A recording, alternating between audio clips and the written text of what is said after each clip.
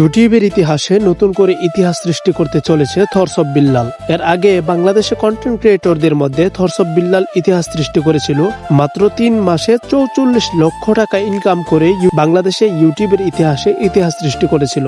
এমন একটা ইতিহাস এখনো পর্যন্ত বাংলাদেশের ইউটিউবারদের মধ্যে কেউ ভাঙতে পারেনি। তবে সে আবারও নতুন করে তার ইতিহাস সৃষ্টি করতে চলেছে ইউটিউবে। কোটি কোটি টাকা ব্যয় করে নতুন একটা নাটক নির্মাণ করতে চলেছে ইউটিউবে। হ্যাঁ, এটাই আমরা জানতে পেরেছি তার টিম মেম্বারদের কাছ থেকে।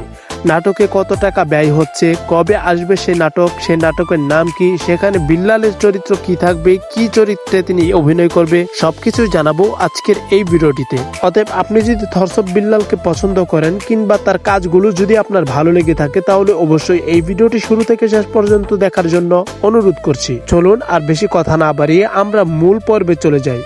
থরস অফ বিল্লালের এই নাটকের নাম হবে শেষ হবে না, এটাই জানিয়েছে থরস অফ বিল্লাল। তবে ইতিমধ্যেই বিল্লালের শেষ হবে না নাটক নিয়ে হইচই শুরু হয়ে গেছে ইউটিউব, টিকটক সহ নানান সোশ্যাল মিডিয়ার প্ল্যাটফর্মগুলোতে। কেন এত টাকা ব্যয় করে থরস অফ বিল্লাল নাটক তৈরি করছে? কারণ সে নাটকে তিনি এটা ফুটিয়ে তুলতে চায় যে সে কিভাবে একজন সাধারণ মানুষ থেকে থরস অফ বিল্লালে পরিণত হলো, তার আগের সাদামাটা জীবন থেকে কিভাবে সে জীবন তিনি পরিবর্তন করে এত বড় একটা জায়গায় পৌঁছেছে। থরস অফ বিল্লাল সেখানে তার প্রাক্তনকে দেখাবে, কিভাবে তার প্রাক্তনের সাথে তার প্রেম হলো, কিভাবে তিনি তার জীবন থেকে সরে গেল।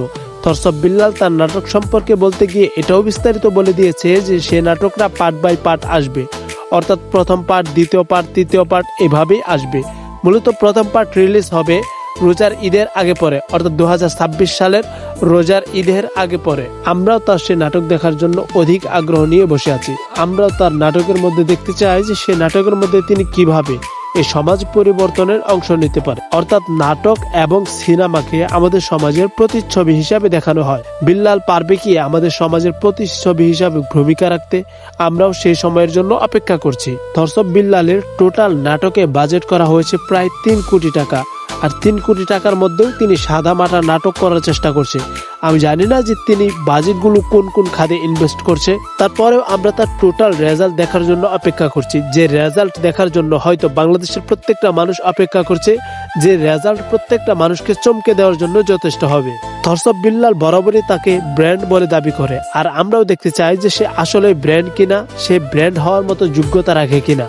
তার নাটকে আশা করি এইটাই প্রকাশ পাবে। থরস অফ বিল্লালকে আপনি কোন দৃষ্টিতে দেখেন, কিংবা তার এই শর্ট ফিল্ম নিয়ে আপনার কোনো মন্তব্য আছে কিনা? থরস অফ বিল্লালের জীবনের প্রথম শর্ট ফিল্ম হবে এটা, যে শর্ট ফিল্মে তিনি তার প্রাক্তনের সাথে আমাদেরকে পরিচয় করিয়ে দিবে। হয়তো আমরাও দেখতে চাই তিনি কিভাবে তার প্রাক্তনের সাথে আমাদেরকে পরিচয় করিয়ে দিতে পারে।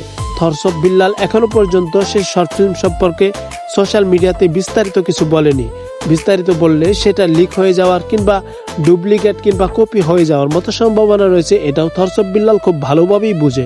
আমরাও চাই থরস অফ বিল্লাল আবারও নতুন করে সোশ্যাল মিডিয়াতে আলোচনার কেন্দ্রবিন্দু হোক, সমালোচনার কেন্দ্রবিন্দু না হোক। সবাই ভালো থাকবেন। আমরা অধিক আগ্রহের সাথে অপেক্ষা করছি থরস অফ বিল্লালের সেই বহুল আলোচিত শেষ হবে না নাটক নিয়ে। সবাই ভালো থাকবেন। আজকের এই ভিডিওটি এই পর্যন্তই। আল্লাহ আপনাদের সর্ব অবস্থায় মঙ্গল করুক, আমিন। আসসালামু আলাইকুম ওয়া রাহমাতুল্লাহ।